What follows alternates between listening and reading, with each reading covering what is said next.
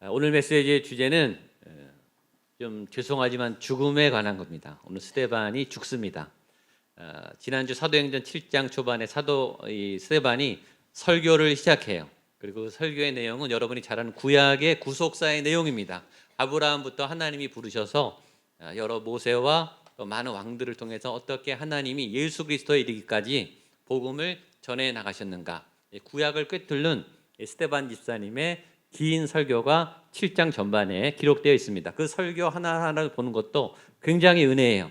그 설교도 굉장히 길고 또 내용도 구약 전체 개관이기 때문에 우리 많은 성도님들이 아마 이해하고 계신 부분이라 뛰어넘고, 오늘은 마지막 그 설교를 들은 다음에 청중의 반응과 돌에 맞아 순교하는 스데반 선교사님의 이 집사님의 죽음에 관한 내용입니다. 오늘 신약 교회의 첫 순교자가 등장합니다. 그리고 죽음에 관한 주제가 오늘 메시지입니다. 평소에 우리가 접하기 어려운 주제이기 때문에 오늘 성경이 오늘 죽음에 관한 어떤 메시지를 전하고 있는가 같이 보려고 합니다. 죽음은 굉장히 이야기하기조차 어렵고 불편하고 무거운 주제이지만 성경은 분명히 죽음에 대해서 선언하고 죽음에 대해서 사실적으로 묘사하고 있습니다. 우리 59절 60절 같이 한번 보겠습니다. 시작. 그들이 돌로 스데반을 치니 스데반이 부르짖어 이르되 주 예수여 내 영혼을 받으시옵소서 하고 무릎을 꿇고 크게 불러 주여 이 죄를 그들에게 돌리지 마옵소서 이 말을 하고 자니라. 죽음은 반가운 주제가 아니에요. 죽음이라는 말 자체가 우리를 어둡게 해요. 죽음이라는 말을 듣는 순간, 하는 사람도 듣는 사람도 무거워져요. 특히 죽음에 대해서 우리가 불편한 이유 중에 하나는 죽음이 우리 통제 영역 밖이기 때문에, 죽음이 우리의 선택이 아니라 죽음이 어떤 운명처럼 숙명처럼 찾아오고 덮치고 우리는 통제할 수 없고 죽음 앞에 사라져야 하는 그런 연약한 존재이기 때문에 이 죽음은 더 다루기 어려운 주제입니다. 또 하나 우리가 죽음을 회피하는 이유는 지금 살기도 벅찬데 살아남기도 벅차고 어떻게 생존하느냐에 온 신경을 쓰고 힘을 기울여도 지금 살아남을까 말까 하는 이 현실 속에서 죽음에 대해서 얘기하는 것은 사치처럼 너무 과분한, 그럴 여유가 없는 우리의 모습 속에 죽음을 회피하는 그런 부분이 있습니다. 그러나 오늘 성경은 그럼에도 불구하고 죽음에 대해서 이야기하고 있다는 사실이에요. 그리고 우리는 죽음을 기억해야 한다는 사실이죠. 먼저 성경은 죽음에 대해서 우리가 잘 아는 본문을 통해 이렇게 말하고 있습니다. 히브리서 9장 27절입니다. 시작. 한 번 죽는 것은 사람에게 정하신 것이요 그 후에는 심판이, 한 번 더 시작. 한 번 죽는 것은 사람에게 정하신 것이요 그 후에는 심판이 있으리라. 죽음에 대해서 명쾌하게, 첫 번째, 죽음이란 하나님이 정하신 거라는 거예요. 죽음은 인간이 만든 게 아니라 하나님이 기획한, 하나님께서 결정하신 어떤 사건이. 두 번째, 죽음은 죽음으로 끝나는 게 아니라 그 후에는, 죽음은 끝이 아니고 죽음 그 이후에는 심판이라고 하는, 그리고 죽음 이후에 어떤 삶이라고 하는 어떤 여지가 있는, 종말이 아닌 그 어떤 다른 세계가 있음을 성경은 우리에게 분명히 얘기해 주고 있습니다. 그리고 세 번째, 모든 인간은 죽는다. 한 번 죽는 것은 모든 인간은 죽는다. 필면의 존재이다. 누구도 예외 없이 이 죽음은 맞이해야 된다라고 성경은 선언해요. 죽음은 현실이에요. 죽음은 실제죠.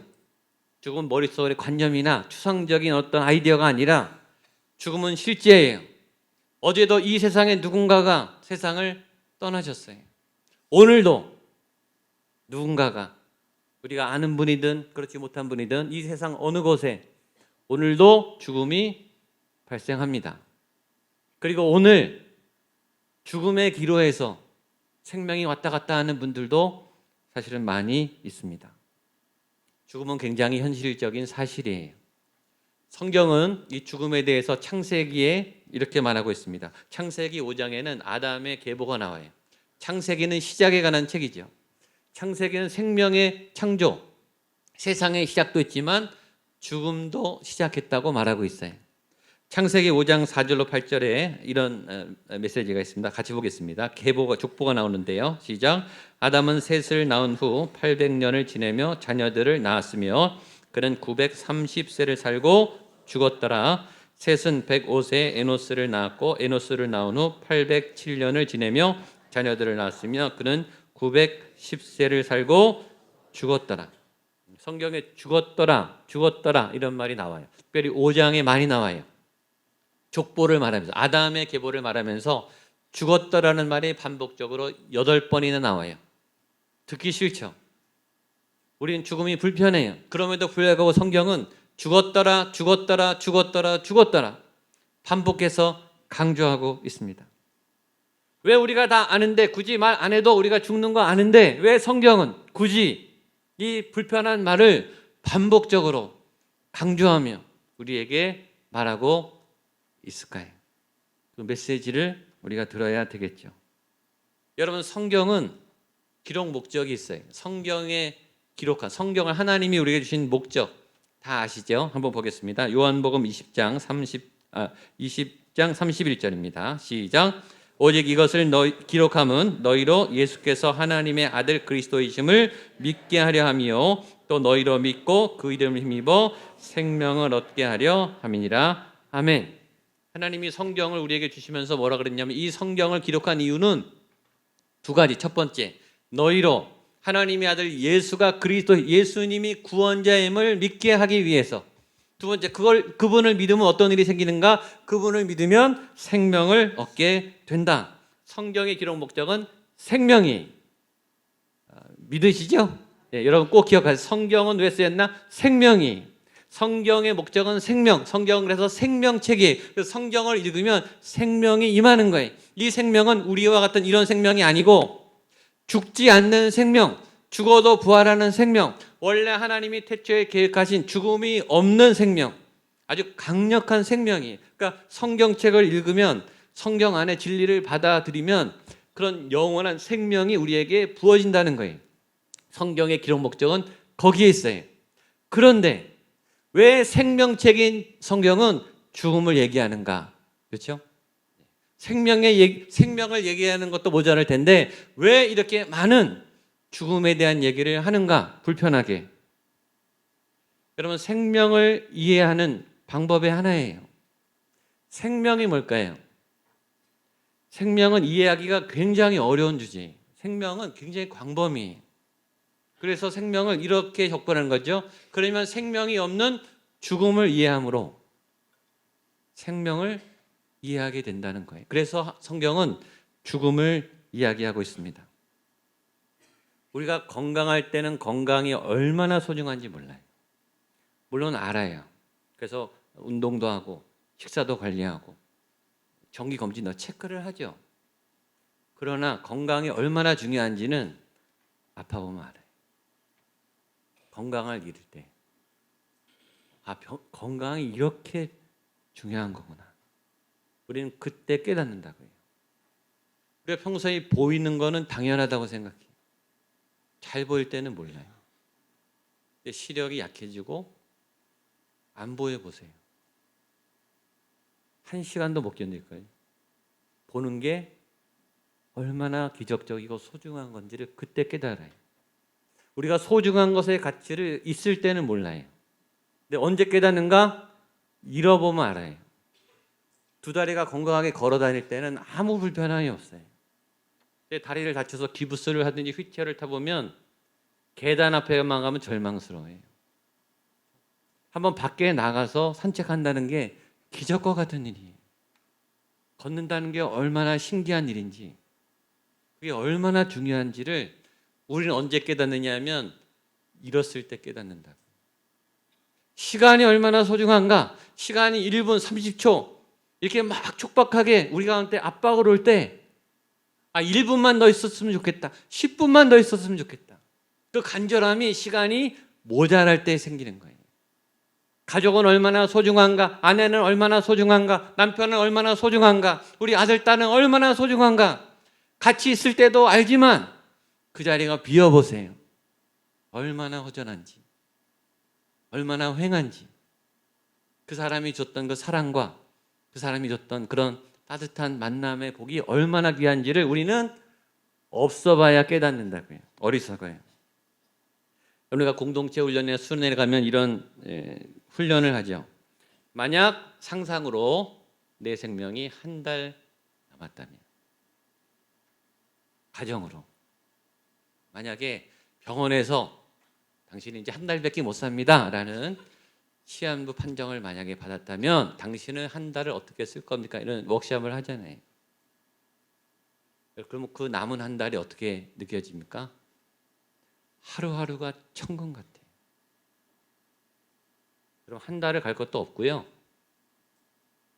오늘 죽는다면, 내가 오늘까지 산다면요. 그럼 이 오늘 하루는 얼마나 우리에게 소중한 하루가 되겠습니까? 여러분, 오늘 여러분이 드린 이 예배가 마지막 예배라면, 이 예배가 마지막 예배라면 그 예배를 얼마나 간절히 드리시겠어요? 성경은 우리에게 말해요. 죽음을 통해 생명이 얼마나 소중한 것인지를. 죽음을 묵상하면 묵상할수록, 죽음의 실제를 접하면 접할수록 생명의 가치가 얼마나 존귀한지를 깨닫는 거예요. 재작년에 저희 청소년부에서 수련회 가서요, 관을 만들고 우리 아이들 다 유서를 쓰게 했어요. 그리고 유서를 옆에 친구에게 주고 한 명씩 진짜 나무 관 안에 들여보냈어요. 그리고 관을 덮고 못질을 하고요, 흙을 덮었어요. 한 아이가 관 속에 들어가는 거예요.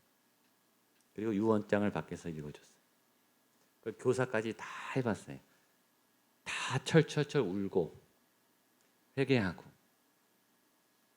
미련을 버리고 믿음을 회복했어요. 그 아이들에게 아마 평생 잊을 수 없는 체험이 될 거예요. 죽음을 실제로 경험해보는 거죠. 간접적으로라도.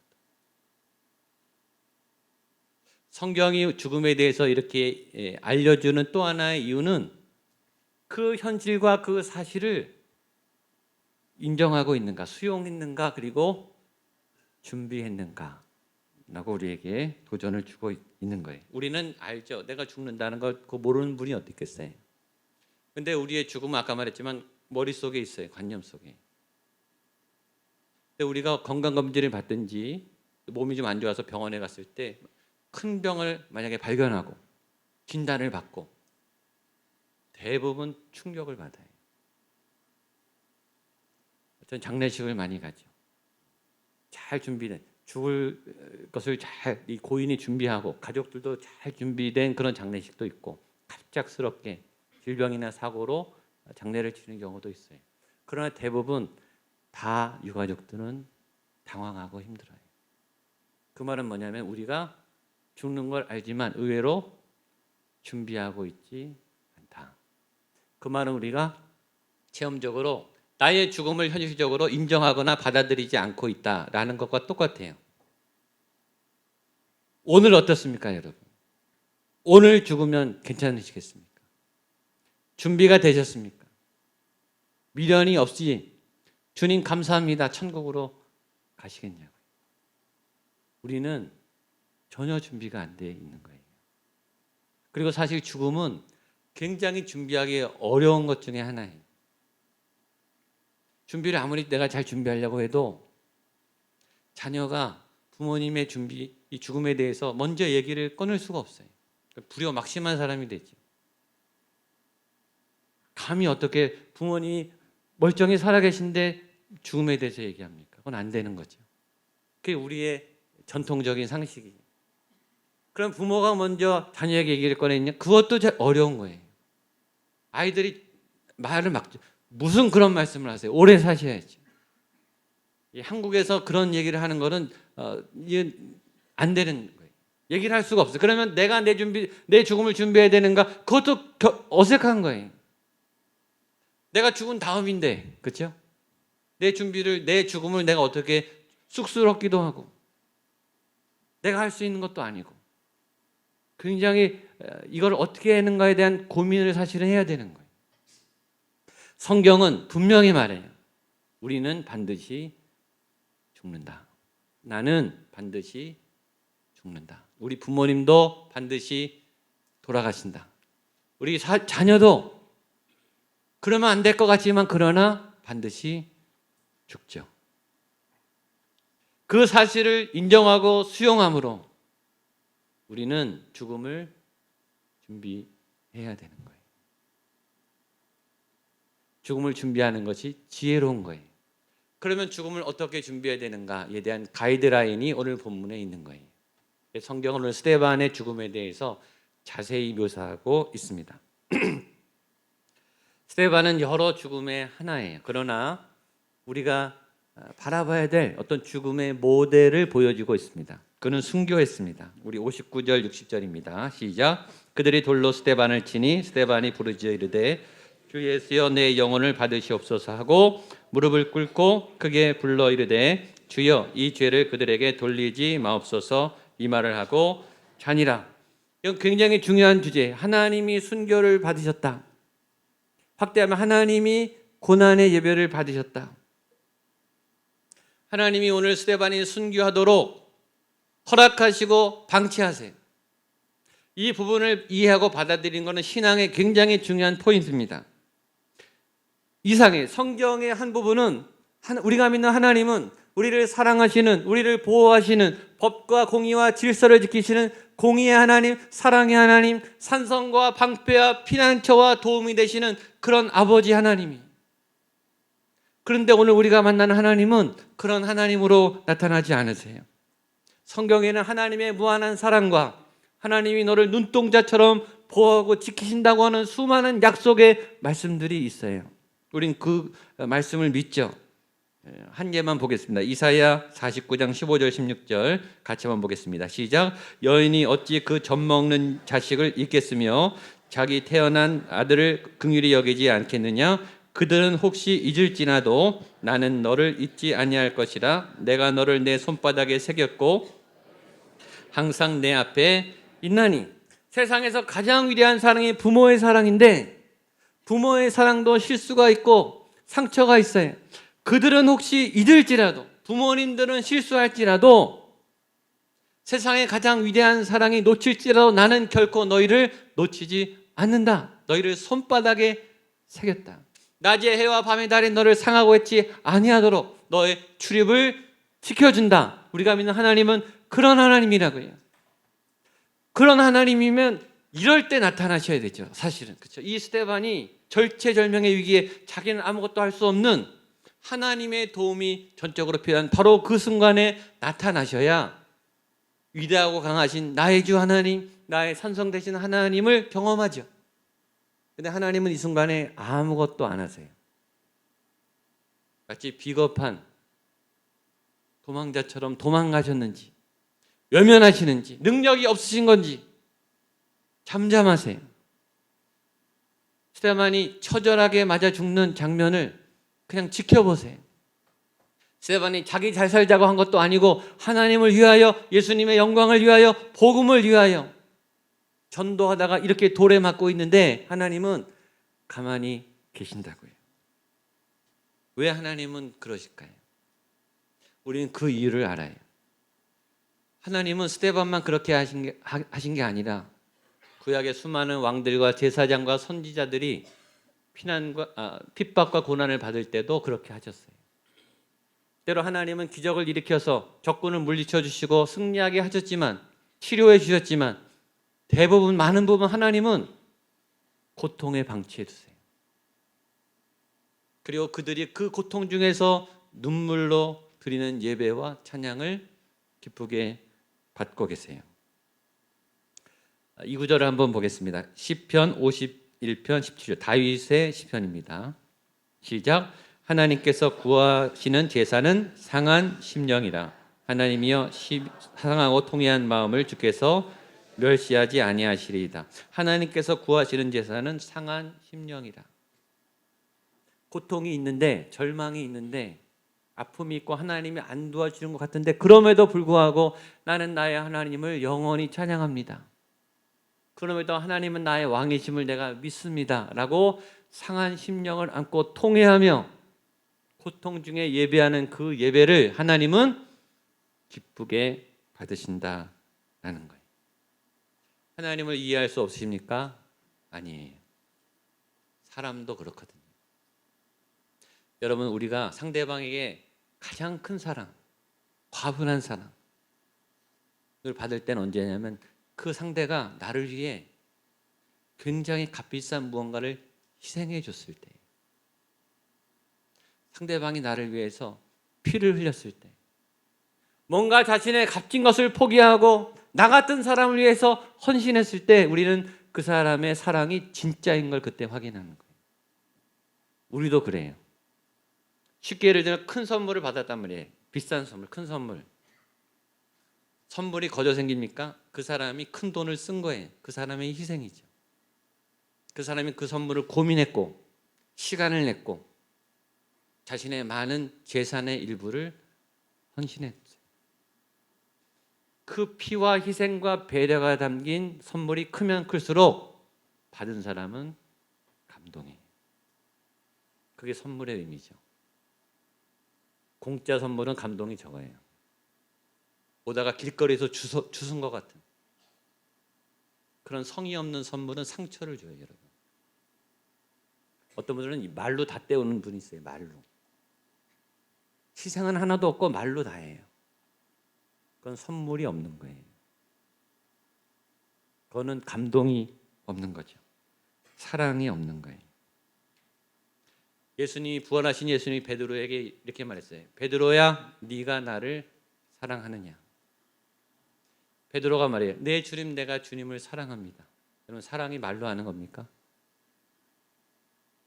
베드로야, 네가 나를 사랑한다면 너의 사랑의 삶의 증거를 갖고 와. 네가 나를 어떻게 사랑했는지 그 사랑의 증거를 증명해봐. 그거죠. 왜 하나님이 저와 여러분의 고난을 방치하시는가? 하나님은 우리의 믿음과 사랑을 확인하고 싶은 거예요. 너 정말 나를 사랑하니? 말이 아니라 너가 나를 위해 어떤 희생으로 나를 사랑하니? 나를 얼만큼 사랑하니? 그래서 우리의 헌신을 받으시는 거예요. 우리의 눈물을, 상한 심령의 예배를 받으시는 거예요. 그 절정이 순교인 거예요. 가장 값진 하나님을 향한 선물. 하나님을 향한 진짜 믿음의 클라이막스가 순교인 거죠. 그래서 오늘 우리는 돌아봐야 되는 거예요. 오늘 내 예배에 하나님을 향한 희생이 있는가? 오늘 내 예배에 하나님 때문에 당하는 고통은 뭔가? 내가 하나님을 사랑해서 아낌없이 전혀 아깝지 않게 하나님께 드리고 싶은, 하나님이 기뻐하시는 내 상한 이 산재물은 뭔가? 그게 예배예요. 그것은 확인해야 되는 거예요. 그게 진짜죠. 세 번째 메시지, 스데반의 죽음은 돌에 맞은 죽음이었으나 아름다운 죽음이었습니다. 우리 한 번 더 59절 60절 읽겠습니다. 시작. 그들이 돌로 스데반을 치니 스데반이 부르짖어 이르되 주 예수여 내 영혼을 받으시옵소서 하고 무릎을 꿇고 크게 불러 이르되 주여 이 죄를 그에게 돌리지 마옵소서 이 말을 하고 자니라.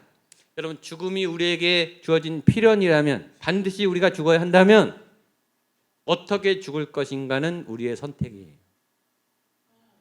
죽을 때 어떤 모습으로 내 생을 마감해야 될 건가에 대한 그림을 그리고 준비하는 것은 우리의 몫이라고요. 다 죽어요. 그러나 죽음의 모양은 다 달라요. 일반적인 사람들은 말하죠.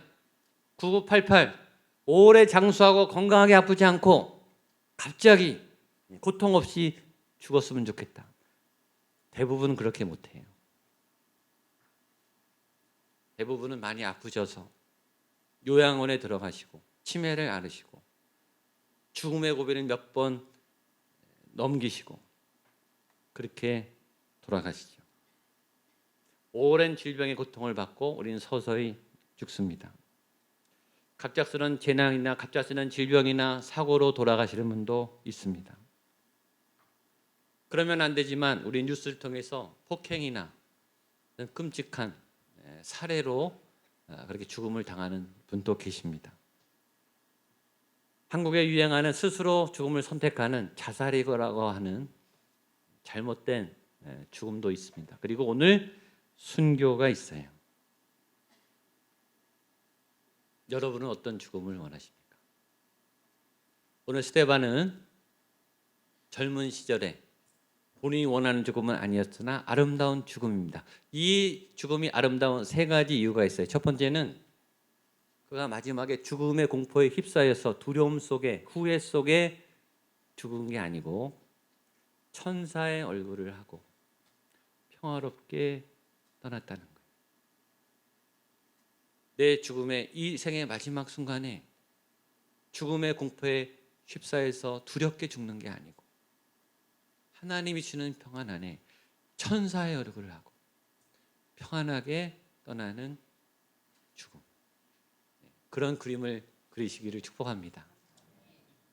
두 번째, 그의 죽음이 아름다운 이유는 그가 마지막 죽는 순간까지 한 일이 뭐냐면 설교를 한 거예요. 하나님을 얘기하고 고통 있고 상하고 낙심된 영혼들에게 복음을 전하고 남들을 구원하기 위해서 하나님 앞에 아름답게 쓰임받는 현장에서 죽은 거예요. 얼마나 아름다워요.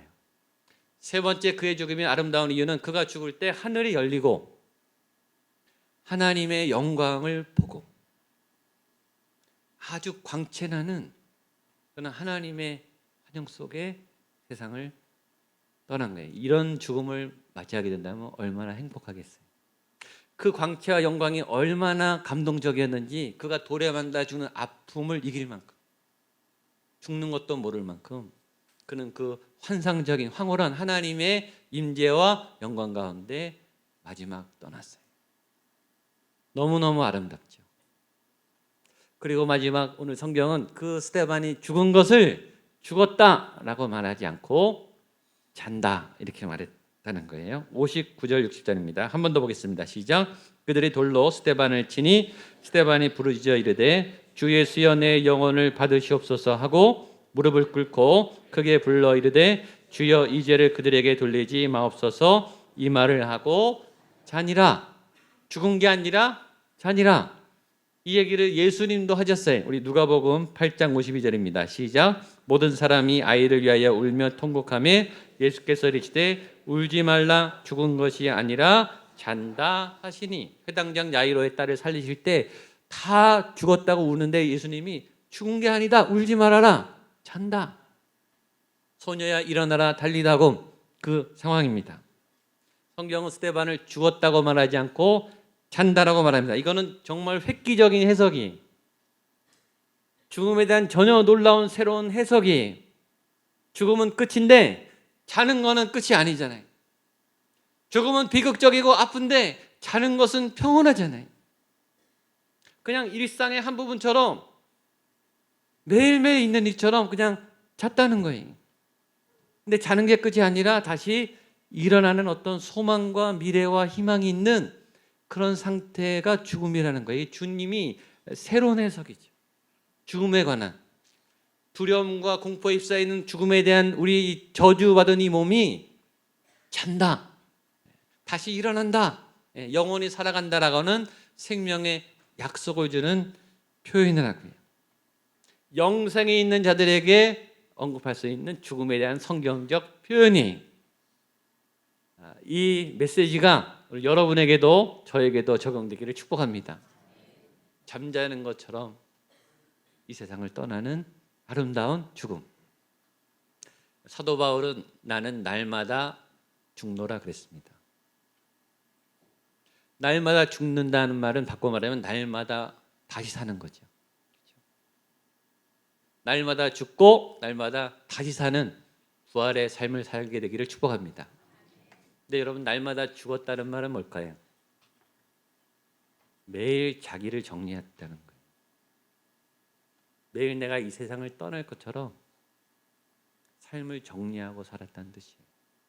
오늘 죽어도 전혀 미련이 없고 아쉬움이 없고 당당하게 기쁨으로 주님께 갈 수 있는 그 준비를 매일 하면서 살았다는 거예요. 그리고 아침에 일어나 깨어나면 부활의 영으로 다시 생명과 소망을 얻은 사람처럼 기쁨으로 부활의 생명으로 살았다는 뜻입니다.